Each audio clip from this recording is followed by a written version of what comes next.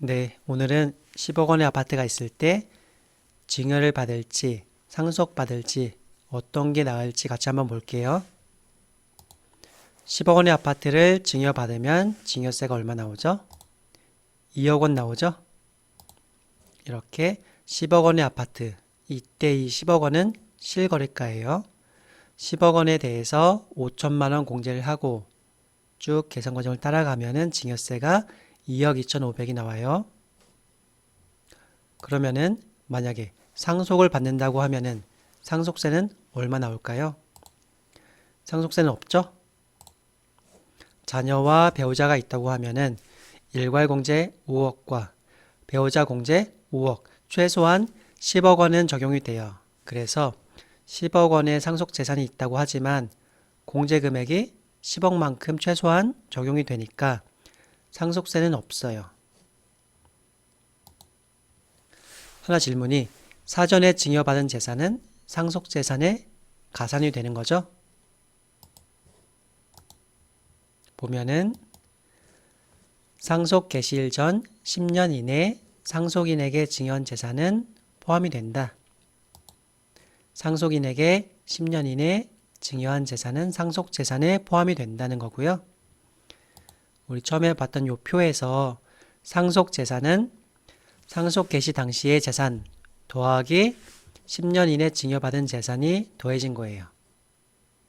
그럼 이때 증여를 받을 때 증여세를 냈을 거니까 미리 낸 증여세는 상속세 계산할 때 빼주겠죠?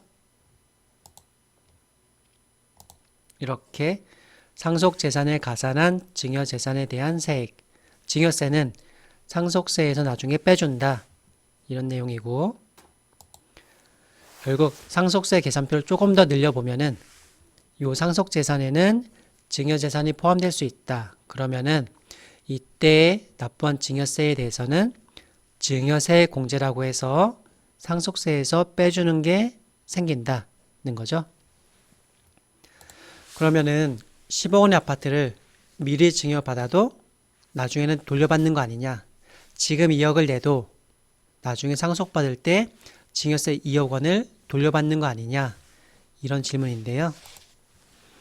이렇게 지금 10억 원을 증여받아서 2억 원을 세금을 내도 나중에 상속할 때, 상속이 개시되었을 때 상속세는 없지만 미리 낸 증여세가 있으니까 요만큼은 돌려받는 거 아니냐.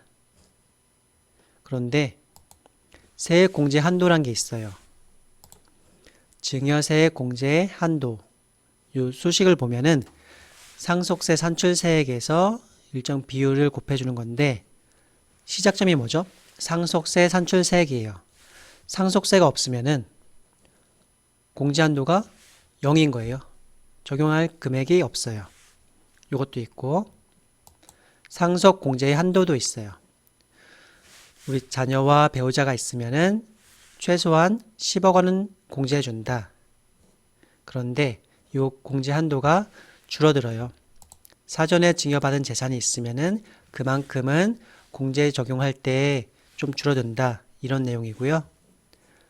그러면은 10억 원의 아파트를 증여받아서 세금을 냈는데 그걸 나중에 그만큼의 상속재산이 가산되었을 때 공제 금액이 줄어들어요.